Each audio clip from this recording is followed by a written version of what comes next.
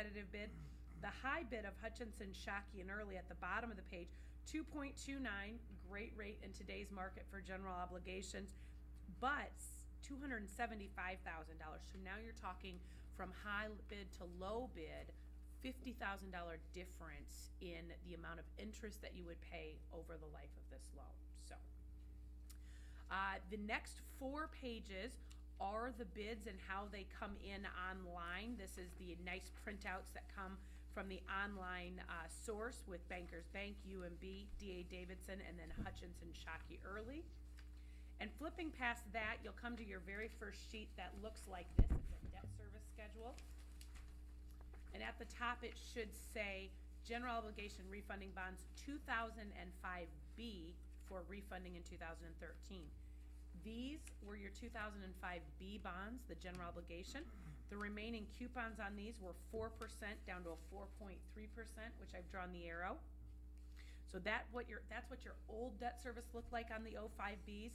The next page was your sewer revenue improvement refunding bonds from 2003. Those interest rates started at a 3.9% from 14 down till 2023 of a 4.25%. So significantly higher rates than what we just saw at 0.4, 0.6, and so on.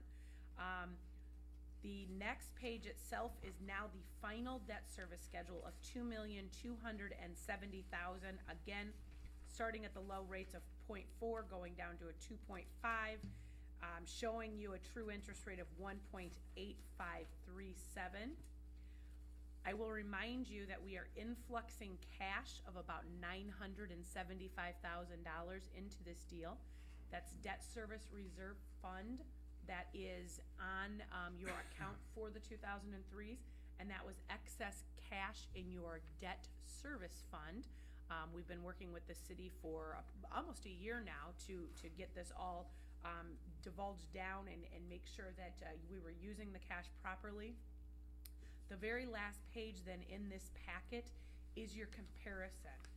So this page shows you what the new debt service looks like, what the old debt service looked like, and then gives you a savings, and I'll preface this, the savings number that's first at the arrow is including the $975,000 that you're influxing of cash.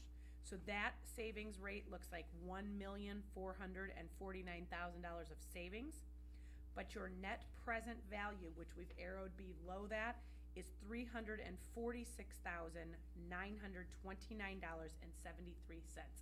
That is the more accurate savings to look at because that deducts the cash that you're putting in there. Okay. Also, I want to remind you that is a net to the city number.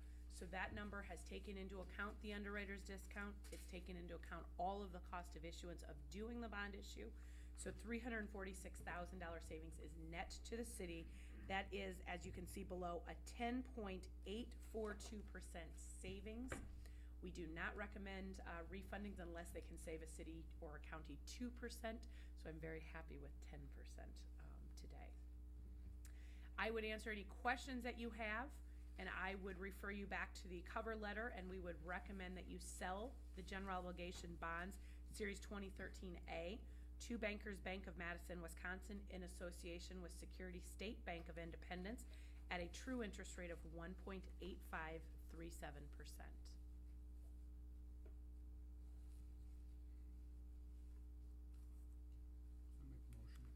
I have a motion by Hill, Second. second by Holland. Roll call, please.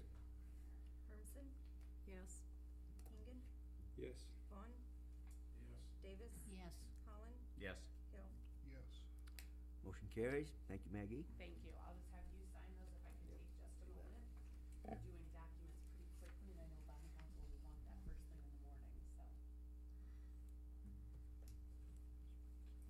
When I read this at home hurriedly, I thought we had a fast food company. The burger? Yeah, I know. bidding on our. I did. I had to go back and look at it. I love it. That's- I'm not making fun of your name. No, that's Not with a okay. name like Engen. No. Spelled burger just like a hamburger. No one I said I spells thought we it had a right. fast food company, fast food company bidding on it or something.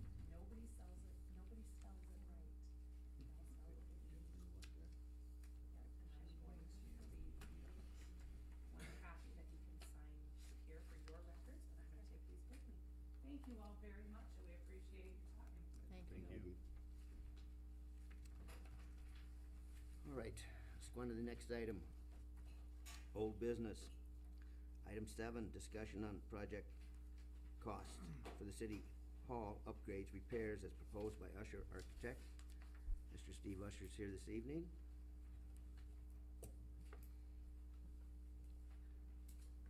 Hello, I'm Steve Usher. I'm not really totally prepared to talk about this issue, but did you distribute the cost estimates? Yes, yep, everybody has those, and, I guess just to reiterate, we had a budget workshop, or a council workshop on Monday night, and we talked about the need for heating at City Hall and cooling, and how our systems are failing, and how we need to, address those as soon as possible, so we can get that taken care of here before fall gets here, and also to help meet the provisions of that grant we applied for too, for equipment, so, we talked about the need for heating and cooling, we talked about heating and cooling this main floor as well as the upper floor, which is underutilized right now, and including the lower floor too, we talked about that a little bit. We also discussed, the accessibility of the building, and if we do plan on using the upstairs more, whether it be for council chambers or for office use or whatever, certainly if it's for council chambers, we're gonna need to have a handicap accessible access, and we probably should have that regardless, but, so we have figured in costs for, doing a front vestibule construction, removing the stairs out front and replacing that with a vestibule, plus the cost of an elevator in there as well. And then just some estimates on some minor remodeling for the lower floor, main floor, and upper floor. And just to give us a price range of what we're talking about for doing some of those things. Obviously, the most pressing thing that we have right now is the heating and cooling, and as we discussed, we wanna move to HVAC type system rather than replacing the existing steam heat. And, so I met with Steve Usher and his engineer on Friday, and we talked about things, and he had some different ideas, and so I was hoping that you kind of just talk us through those a little bit. Okay.